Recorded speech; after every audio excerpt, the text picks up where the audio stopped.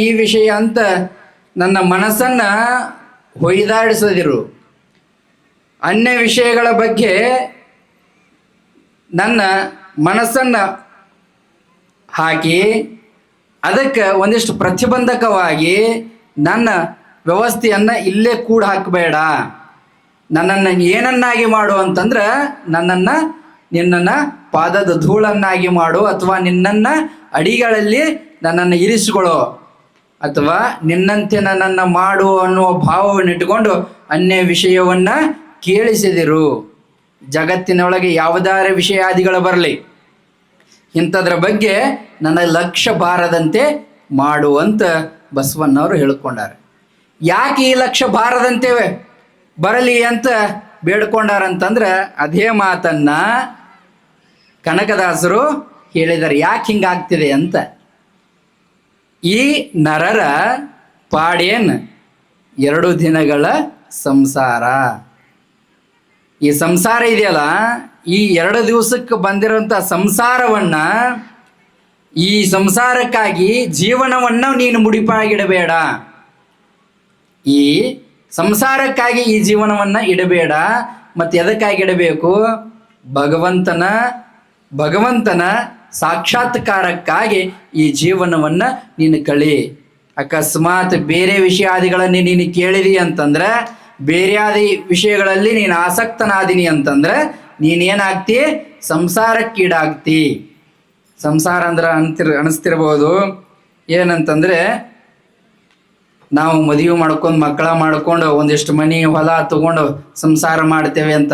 ಇದಕ್ಕಲ್ಲ ಸಂಸಾರ ಅಂತ ಕರೆದಿದ್ದು. ಸಮ್ಯಕ್ ಸರತೀತಿ ಸಂಸಾರ ಅಂತ ಕರೆದ್ರು. 1 ಹೋಗಿ 2 ಆಗಿ 2 ಹೋಗಿ 3 ಆಗಿ 3 ಹೋಗಿ 5 ಆಗಿ 5 ಹೋಗಿ 7-8 ಆಗ್ತದಲ್ಲ, 10-8 ಆಗ್ತದಲ್ಲ, ಅದಕ್ಕೆ ಸಂಸಾರ ಅಂತ ಕರೆದ್ರು. ಜೀವ ಒಂದನ್ನ ಬಯಸಿ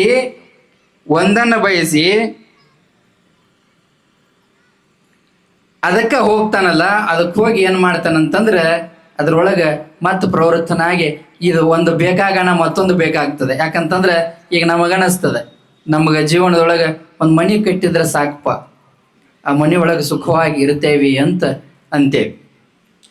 ಆ ಮನೆ ಆದ್ಮೇಲೆ ಈ ಮನೆ ಒಳಗೆ ನಾವು 4 ಜನ ಕುಟುಂಬದವರು ಇರಬೇಕಾಗಿತ್ತಂತಂದ್ರೆ, ಭಾಳ ಸುಂದರವಾಗಿರಬೇಕಾಗಿತ್ತಂತಂದ್ರೆ ಒಂದಿಷ್ಟು ದವಸ ಧಾನ್ಯಾದಿಗಳು ಬೇಕಾಕ್ಕವ. ಹಂಗೆ ದವಸ ಧಾನ್ಯಾದಿಗಳು ಬೇಕಾದ್ರೆ ಮತ್ತು ದುಡಿಬೇಕಾಗ್ತದೆ. ಹಿಂಗೆ ಜೀವನದೊಳಗೆ ಭಗವಂತನವನ್ನು ನಾವು ಏನಾಗ್ತದೆ, ಆ ಭಗವಂತನೊಳಗೆ ಹೋಗಬೇಕಾದ್ರೆ ಹೆಂಗಾಗ್ತದೆ, ಒಂದನ್ನು ಎರಿಸಿ ಹೋದಿವಿ ಅಂತಂದ್ರೆ ಅದರೊಳಗೆ ಹಂಗೆ ಪರಿವೃತ್ತವಾಗಿ ಬೆಳೀತಾ ಒಳಗೆ ಹೋಗ್ತದೆ. ಇದೇನು ಮಾಡ್ತದೆ ಅಂತಂದ್ರೆ, ಸಂಸಾರ ಏನು ಮಾಡ್ತದೆ ಅಂದ್ರೆ ನಮ್ಮನ್ನು ದುಃಖಕ್ಕೀಡು ಮಾಡ್ತದೆ. ಒಂದು ಬೇಕಂದ್ರೆ ಹೇಳ್ತಾರೆ ನಮ್ಮ ಹಿರಿಯರು, ಬೇಕಂದ್ರೆ ತೇಕಬೇಕಪ್ಪ ಅಂತ. ಬೇಕಂದ್ರೆ ತೇಕಬೇಕಂತ.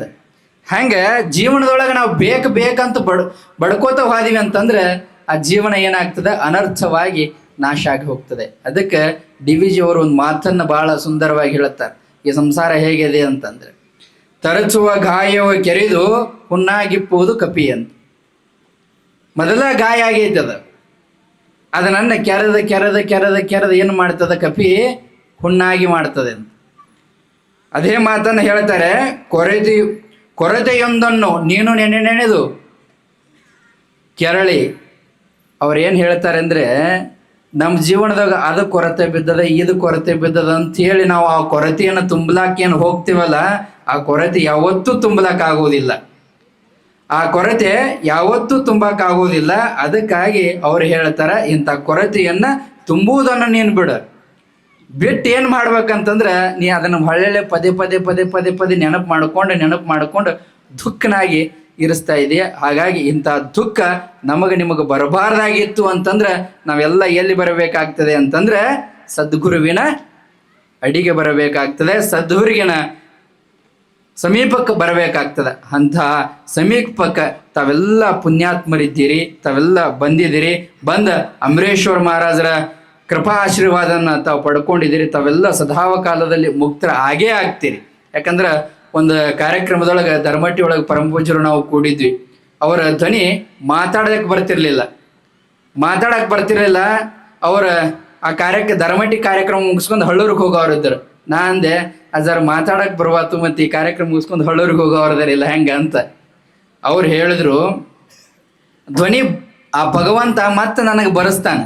ಯಾವಾಗ ಅಂತಂದ್ರೆ ಆ ಸಮಯ ಸಂದರ್ಭ ಬಂದಾಗ ಬರಿಸ್ತಾನೋ ಅಂಥೇಳಿ ಆತ್ಮವಿಶ್ವಾಸ ಹೇಗಿದೆ ಅಂತಂದ್ರೆ ದೃಢವಾದ ಆ ಭಗವಂತನ ಮೇಲೆ, ಕರಿಯೋಗ ಶ್ರದ್ಧನ ಮೇಲೆ ಬಹಳ ಶ್ರದ್ಧಾ ಭಕ್ತಿ ಅವ್ರದ್ದು ಇದ್ದೇ ಇದೆ.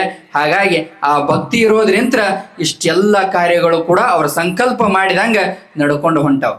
ಭಗವಂತ ಅವ್ರು ಹೇಗಿದಾರ ಅಂತಂದ್ರೆ ಊದುಬತ್ತಿ ಹೇಗಿರ್ತದೆ, ತಾನು ಸುಟ್ಟುಕೊಂಡು ತಮಗೆಲ್ಲರಿಗೂ ಪರಿಮಳವನ್ನು ಕೊಡ್ತದ. ಹಂಗೆ ಪರಮ ಪೂಜ್ಯರು ಭಾಳ ಅನೋನ್ಯವಾಗಿ ತಮಗೆ ಸುಗರ್ ಇದೆ ಆ ವ್ಯವಸ್ಥೆ ಇಟ್ಕೊಂಡ್ರು ಕೂಡ ಸದಾವ ಕಾಲದಲ್ಲಿ ಎಲ್ಲರಲ್ಲಿ ಒಂದಿಷ್ಟು ಕಾರ್ಯಕ್ರಮಗಳು ಎಲ್ಲರ ಕಡೆನೇ ಇರ್ತಾರೆ. ಅವರು ಅಲ್ಲಿ ಹೋಗಿ ಎಲ್ಲರ ಕಡೆ ಭೇಟಿಯಾಗಿ ಒಂದಿಷ್ಟು ಆ ಕಾರ್ಯಕ್ರಮವನ್ನು ನೆರವೇರಿಸ್ಕೊಡ್ತಾರೆ. ನಮಗೂ ಒಂದು ಕಾರ್ಯಕ್ರಮ ಮಾಡ್ಬೇಕಂತ ಹೇಳಿ 3 ವರ್ಷದಿಂದ ಕಾಯ್ತಿದ್ವಿ. ಸ್ವಾಮೀಜಿ ಒಂದು ಕಾರ್ಯಕ್ರಮ ಮಾಡೋರಿದ್ದೀವಿ, ಅದಕ್ಕೆ ಹೆಂಗೆ ಮಾಡಬೇಕು ಏನು ಮಾಡ್ಬೇಕಂತೇಳಿ ನಮ್ಮಂತಹ ಯುವ ಸನ್ಯಾಸಿಗಳಿಗೆ ಭಾಳ ಪ್ರೇರಣಾ ರೂಪವಾಗಿ ಮಾಡ್ರಿ, ನೀವು ಒಳ್ಳೆಯ ಯಶಸ್ಸಾಗುತ್ತೆ ಅಂತ ಹೇಳಿ ಒಂದು ಆಶೀರ್ವಾದ ರೂಪವಾಗಿ ಆ ಮಾತನ್ನು ಹೇಳಿದ್ರು. ಬಂದು ನಮ್ಮ ಕಾರ್ಯಕ್ರಮವನ್ನು ಅಚ್ಚುಕಟ್ಟಾಗಿ ವ್ಯವಸ್ಥಿತವಾಗಿ ಹೇಳಿಕೊಟ್ರು. ಹಾಗಾಗಿ ಆ ಕಾರ್ಯಕ್ರಮ ಭಾಳ ಸುಂದರವಾಗಿ ಅದಕ್ಕೆ ಹೇಳೋದಂತಂದ್ರೆ ಅಂಥ ಪರಮ ಪೂಜ್ಯರು ಭಾಳ ಸರಳ ಹೃದಯವಂತರು. ಒಂದು ಮಾತು ಹೇಳ್ತೇನೆ ನಾನು, ಯಾಕಂತಂದ್ರೆ ಈಗಿನ ವಾತಾವರಣದ ಒಂದು ಹಂತಕ್ಕೆ ಮುಂದೆ ಹೋದ್ರೆ ಅಂತಂದ್ರೆ ಹಿಂದಿನವ್ರನ್ನ ಯಾರನ್ನು ನೋಡೋದಿಲ್ಲ.